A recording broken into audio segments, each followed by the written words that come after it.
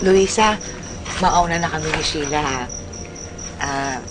Luisa, salamat nga pala. Binigyan mo kami ng pagkakataon na makasama namin si Ronron. Salamat din po. Sheila, salamat ha. Aling Esme, salamat po.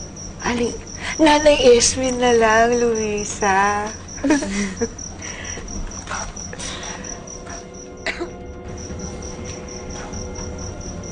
Evan, ano yan? Parang may gumalaw eh. Naka, ano yun? Hindi, parang may naaninag lang akong gumalaw. Nak naman, nakaka-nervyos ka. Ha? Evan, since ikaw naman nagbantay kagabi, pwede ako naman magbantay sa kanila. Baka pagod ka na. Ako, Mark, baka kasi mamiss ako ng anak ko eh. Baka hanapin ako habang natutulog.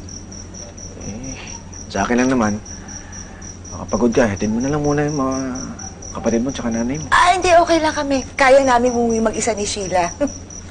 Tsaka, mag-ina ko yun eh. Parang dapat ako yata yung nagbabantay. Teka, tama na. Umuwi na lang kayo. Kaya na namin. Huwag niyo kami alalahanin. Hindi namin kailangan ng bantay. Kasi, muna na kami. Ingat ha. Nay. Bye, ate.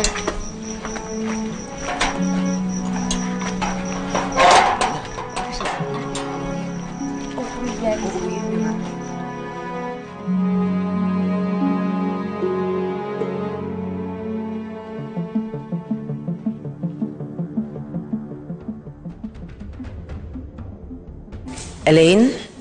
Hello, tita. Nag-aalala lang po kasi ako kay Jared eh. He was not himself nung magkasama po kami. Para bang may nagbabother sa kanya. Tapos, nakita ko pa kausap niya si Gary. Gary? Matagal na namin kaibigan yung tita eh. Pero kasi yung trabaho niya, he's a hard killer. Ayun, nag-aalala lang po ako. Baka na-trouble na naman si Jared or baka may gawin siyang hindi maganda. Okay.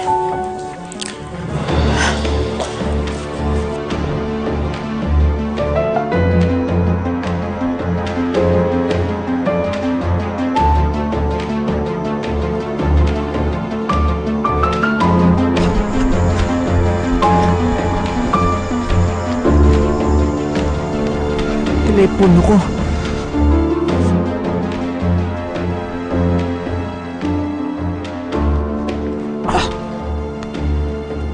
Hey, Jared.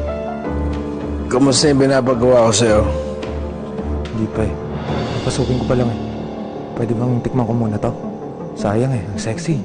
You don't touch her. You understand? Gawin mo lang yung pinapagawa ko sa'yo. Yun lang. Sige.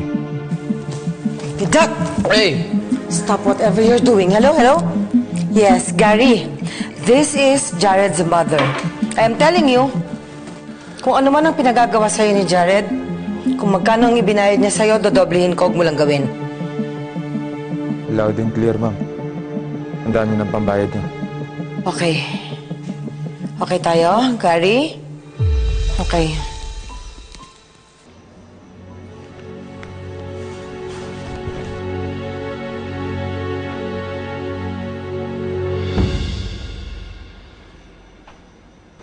Swerte mo. Hindi mo pa oras. Hoy! Sino ka?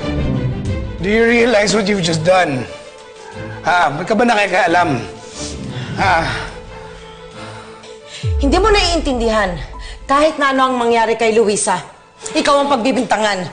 Huwag mo akong tatalikuran. Kinakausap kita. What is going on? What's wrong with you? You're not gonna understand. Hindi ko talaga maiintindihan. Hindi na kita maintindihan. Pinilit kong kalimutan. Pinilit kong sa isa-isang tabi ang ginawa mo sa papa ko. But what you're doing right now, do you really want to be killer?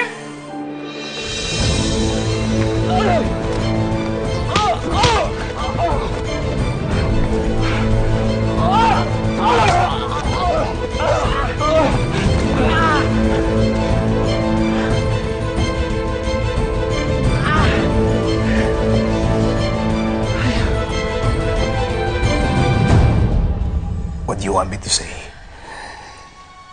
Huh? What do you want to hear? That I see him every night! He doesn't let me sleep!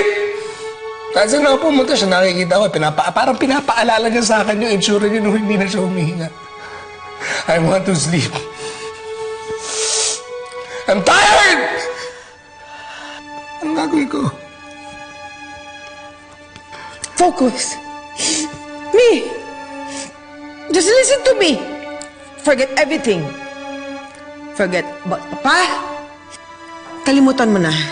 Hindi na siya makakaganti. Kalimutan mo na. Total, kinalimutan din naman niya tayo. When he gave everything to Luisa. Please, son.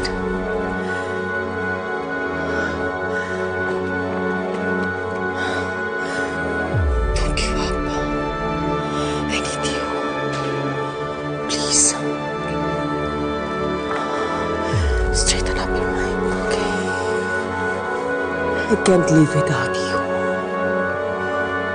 Do you hear me? I love you. I love you. I need you.